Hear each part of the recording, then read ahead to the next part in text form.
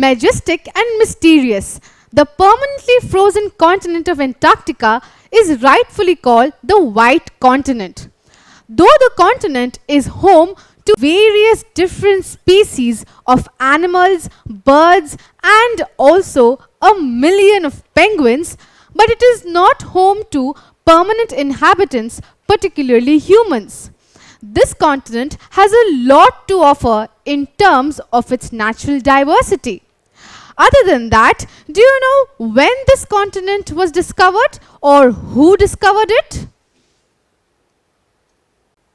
Well, it is in the 19th century that different explorers from across the globe set sail to find the southern land, which initially was not known as Antarctica but was known as Terra Australis Incognita, which meant the undiscovered land. Well, the Russian explorers in particular set sail to find the southern continent, which they believed was a landmass that balanced out the land in the northern hemisphere. However, the early attempts to find the continent of Antarctica had failed. But the Americans were not far behind and they did not want to stop their exploration of the southern land. So it was John Davis, an American sailor and explorer, who was first to set foot on the Antarctic land in the year 1821. So here is an image of John Davis, who was an American sailor and explorer, and he was the first one to set foot on the Antarctic land in the year 1821. The race to find the southern land was not ended there. It went on and it sparked a competition to also locate the South Pole. It was the Norwegian explorer Roald Amundsen. So here is an image of Roald Amundsen, who was the first one to reach the South Pole in the year 1911 and also discovered the Antarctic land. So we see that the continent of Antarctica had attracted many explorers from across the globe, and it was finally discovered in the late 19th century or the early 20th century. Now what about the continent of Antarctica? Well, if we take a look at this globe here, we see that the continent almost looks like a circular ice disk, right? We can see how the continent looks like a circular ice disk. However, the continent is entirely within the Antarctic Circle. So here is the Antarctic Circle, which is 66.5 degrees south latitude. This entirely encompasses the Antarctic land. So Antarctica, which almost looks like a white circular ice disk, is found mostly within the Antarctic Circle. Interestingly, Antarctica is home to or comprises of the South Pole. Now, South Pole, we know, is the place or the point where all the longitudes come and converge at a point or meet at a point. So we can see that this here, this point at the very center of the continent, is the place where all the longitudes of the Earth comes and meets at the southern extreme on the land of Antarctica. So Antarctica, we can see, is the place from where the prime meridian passes, and right from there we also have the international date line passing through the continent. Other than that, we also have the 90-degree west longitude and 90-degree east longitude crossing through the continent. So this image here actually shows us a top view of the South Pole or the Antarctic landmass, and it shows how these longitudes equally divide the continent into 4 halves or crosses through the continent equally. So the Antarctic landmass is the place where we find the South Pole, that is a point where all the longitudes meet. So that was about the continent of Antarctica. But with regard to size, it is the 5th largest continent in the world. So Antarctica is 5th in size among the world's continents, and we can see that it entirely lies in the southern hemisphere, that is below the equator, right at the southernmost tip of the world. So Antarctica, which is the 5th largest continent of the world, entirely lies in the southern hemisphere. Now here we can clearly see that the eastern side of the continent has a larger landmass as compared to the western side. That is why quite often the eastern side is also known as Greater Antarctica, while the western side, which is narrower in shape or in size, is often regarded as the Lesser Antarctica. Other than that, we can clearly see that the continent of Antarctica is completely surrounded by water bodies on all sides. So the major water body that surrounds the continent is the Southern Ocean. The Southern Ocean, as we can see, is marked on either side of the continent. Why so? Because the Southern Ocean completely surrounds the continent of Antarctica. We can see that if this is the continent of Antarctica, then this is the southern sea that surrounds the continent. Now if we go further away from the Southern Ocean, then we see that we also have the Indian Ocean that surrounds the continent and the Pacific Ocean that also surrounds the continent. So on going further away from the Southern Ocean, other major water bodies that we can find around the continent is the Indian Ocean and also the Pacific Ocean. Now besides these major water bodies, two important bay areas of the continent are the Bay Area of the Weddell Sea and that of the Ross Sea. So the Weddell Sea and the Ross Sea are other two important water bodies that we can find right adjacent to the continent of Antarctica. Now we should also keep in mind, bay is any inlet of water body into the landmass or continent. So here Weddell Sea and the Ross Sea are forming a bay area, that is they are an inlet into the landmass of Antarctica. And one thing that we should also keep in mind is that a bay usually has a wider mouth. So we can clearly see on the map how these bay areas have a wide mouth into the larger ocean or larger water body that surrounds the continent. Now as we discussed a while ago, that the continent has a larger landmass towards the eastern part and a narrower landmass towards the western part, and so we call them Greater Antarctica or Lesser Antarctica respectively. So here the Trans-Antarctic Mountains or the Trans-Antarctic Mountain Range acts as a dividing line between the Greater Antarctica and the Lesser Antarctica. So it is often told that the Trans-Antarctic Mountains actually divides the continent of Antarctica into Greater and Lesser Antarctica.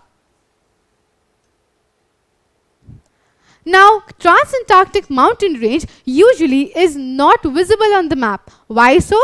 Because these are mostly covered by snow almost throughout the year. So here is an image of the Trans-Antarctic Mountains or the Trans-Antarctic Mountain Range. Now, though the continent of Antarctica has a number of mountains and mountain peaks, Mount Vinson right here is a recently discovered mountain peak and is also one of the 7 summits of the world, because it is the highest mountain peak in Antarctica at a height of 4,892 meters. So Mount Vinson that we can find on the northwestern part of the continent is actually the highest mountain peak in Antarctica at a height of 4,892 meters. So here is an image of Mount Vinson, and as I mentioned, it is a recently discovered mountain peak of the world. Now in the very beginning, I had mentioned that the continent of Antarctica is usually or more famously known as the White Continent. Now there is a proper reason behind this. So if we take a look at this image, we can see that the continent that lies in the southernmost part of the earth receives slanting rays of the sun. So it does not receive the direct rays of the sun, unlike the equatorial region. So the continent that lies in the frigid zone or the polar region receives slanting rays of the sun almost throughout the year, and this is mainly because of the tilt of the earth. So the continent of Antarctica is usually called the white continent because it is almost entirely covered by snow, as it receives slanting rays of the sun throughout the year, mainly because of the tilt of the earth. So because the continent receives slanting rays of the sun almost throughout the year and does not receive sufficient sunlight, it has very low temperatures prevailing over the continent throughout the year. And that is why, with such low temperatures, the continent is home to 90% of world's glacial ice contained in the continental ice sheets of the continent. So the continent has huge ice sheets or pack of floating ice, and these floating ice comprises of 90% of world's glacial ice. Now in this ice sheets or in this glacial ice, we can find 70% of world's fresh water. So with such abundant amount of fresh water and such huge amount of ice contained in the continent, the most important natural resource of the continent is water. Well, we all have heard about the doomed voyage, haven't we? We are talking about the famous Titanic that set sail from Southampton, England to go to New York City, but could not reach there as it sank after hitting a huge iceberg. So what exactly is an iceberg? Well, an iceberg is a huge chunk of ice, and this huge chunk of ice usually breaks off or is a part of a glacier, an ice sheet or an ice shelf. So iceberg is a huge chunk of ice that breaks off from a glacier, an ice sheet or an ice shelf. And this iceberg floats on oceans and seas. Now what exactly is different between a glacier, an ice shelf, an ice sheet or an iceberg? So while most part of the iceberg is not visible and is usually below the level of water, below the water surface, because of which the Titanic sank, so while an ice shelf is a huge pack of floating ice, an iceberg is just a part of that ice shelf that breaks off from it and floats in an ocean or sea. Unlike the ice shelf, most part of the iceberg is not visible and is below the surface of water. This is the main reason why Titanic sank. So as I mentioned, an ice shelf is a large pack of floating ice. Now one of such important ice shelves of the continent of Antarctica is the Ross Ice Shelf. So the Ross Ice Shelf, as we can see, can be found at the head of the Ross Sea. Now why exactly is the Ross Ice Shelf so important? Well, the Ross Ice Shelf, which is found at the head of the Ross Sea, is the largest ice shelf of Antarctica, and it is also the world's largest body of floating ice. So here is an image of the large Ross Ice Shelf, which is not only the largest ice shelf of Antarctica, but is also the world's largest body of floating ice. Now Antarctica is also home to an active volcano which is found in the southernmost part of the world. So Mount Erebus, which is the only active volcano in the southernmost part of the world, can be found in the Ross Ice Shelf. So the Ross Ice Shelf actually comprises of 4 volcanoes. But unlike the others, Mount Erebus is the only active volcano, and it is also found in the southernmost part of the world. So we can see that here is Mount Erebus, which is the only active volcano in the Ross Ice Shelf. Now, though there are many volcanoes that are known to emit gold, but this is the only volcano in the world that emits gold in metallic form. So Mount Erebus is found on the Ross Ice Shelf and is the only volcano to emit gold in the metallic form. Now, besides that, because of all its eruptions, Mount Erebus is known to form different caves and shapes that rise up to 18 meters. So this beautiful volcano is not only the only active volcano found in Antarctica, but is also the place where we can find beautiful shapes and beautiful caves with gold found in metallic form. So before we proceed with the lesson, could you help me answer this simple question? Which of the following volcanoes is the only one in the world to emit metallic gold? Is it Mount Etna or Mount Erebus or Mount Kilimanjaro? Well, the correct answer is Mount Erebus. So Mount Erebus is the only active volcano in the world to emit gold in metallic form. Now, we all have heard about that iceberg that led to the sinking of the huge Titanic. But have you heard of the largest iceberg in the world?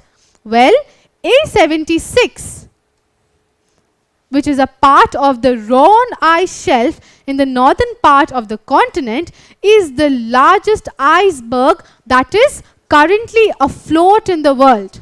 So, A76, as we can see in this image here, is a part of the Ross Ice Shelf, and this has an area of 4,320 kilometers square.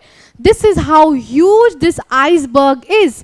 It is the largest iceberg currently afloat in the world and is part of the Ross Ice Shelf that is in the northern part of the continent near the Weddell Sea. So that was about two important ice shelves of the continent, that is the Ross Ice Shelf and the Ross Ice Shelf. Now, besides these ice shelves, an important glacier of the continent is the Lambert Glacier. Well, not only is it important for the continent, but it is also the largest glacier in the world. So where can we locate this large glacier? Well, Lambert Glacier, as we can see, is found on the eastern coast of the continent, and it is the largest glacier in the world.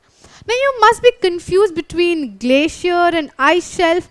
All comprises of so much of ice. Well, the only difference between a glacier and an ice shelf is that while a glacier is mostly land-based, that is, it is mostly found and formed on the land, an ice shelf is not a part of the land or is not land-based. It is actually a part of an ocean or a larger water body. So Lambert Glacier, which is found on the Antarctic landmass, is the largest glacier of the world.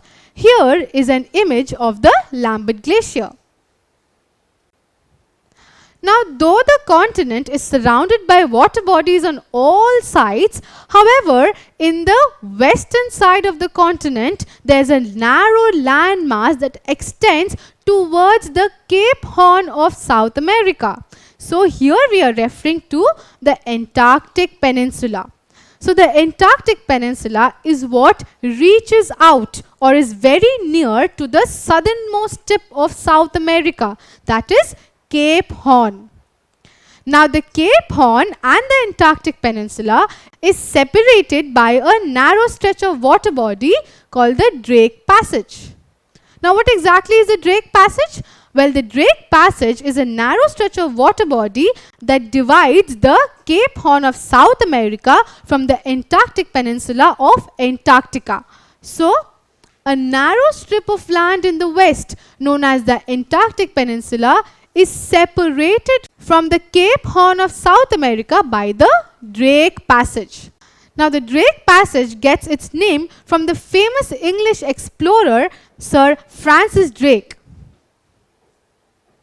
Now, though the Drake Passage separates the southernmost tip of South America, that is Cape Horn, from the Antarctic Peninsula of Antarctica, but it also acts as a link between the two.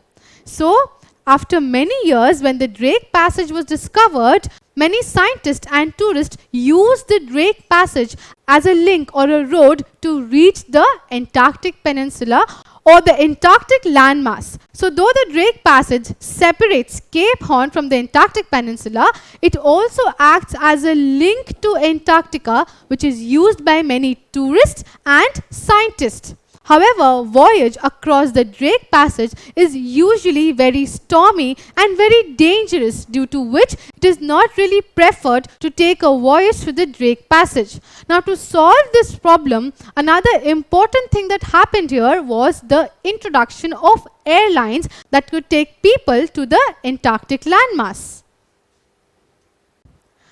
So to not fall in trap of the dangerous voyage through the Drake Passage, people switched to airlines. They preferred flying across the Drake Passage to reach the Antarctic landmass. So we can see that an airline was introduced to reach the Antarctic landmass, and the landings happened on the Union Glacier.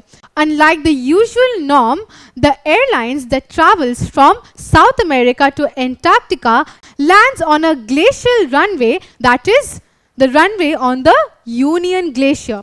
Would it not be interesting to land on an icy runway like that on the Union Glacier? It would definitely be a memorable experience. Now currently, though there are many airlines that serve Antarctica, but the very first airline to serve Antarctica was the Icelandic Airlines.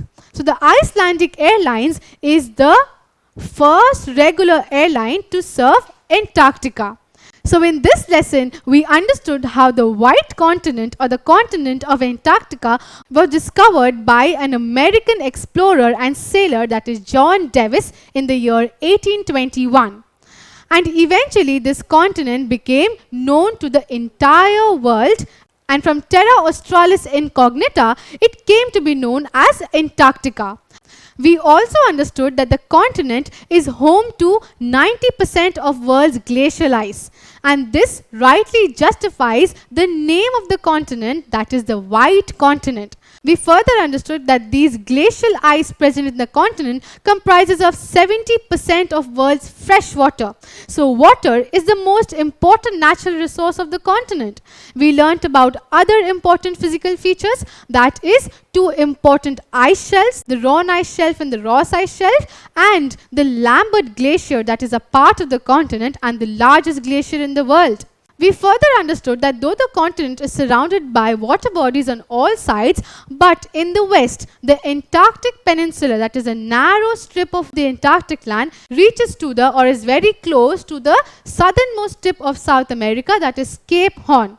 The Drake Passage, though separates the Cape Horn from the Antarctic Peninsula, it also acts as a link between the two. Now, since the voyages through the Drake Passage is very dangerous, it is usually less preferred to reach the continent of Antarctica, and now there are many airlines that serve the continent of Antarctica. Now, although there are many airlines, the very first airline to serve the continent is the Icelandic Airlines. In the next lesson, we'll take a look at the wildlife and vegetation of this frozen continent of Antarctica. Don't forget to subscribe to our channel and hit the bell icon. You can also register for free at DeltaStep.com or download the DeltaStep app to learn one-to-one with our amazing teachers, or to get access to all our 5,000 plus amazing videos as per your school syllabus. Master each topic with our adaptive practice technology. Get million plus questions with step-by-step solutions and unlimited mock test. Get all your doubts resolved instantly. Learn via games and win amazing prizes like PlayStations and iPads. So at DeltaStep, learning is not just fun and easy, it is rewarding too. So register for free now.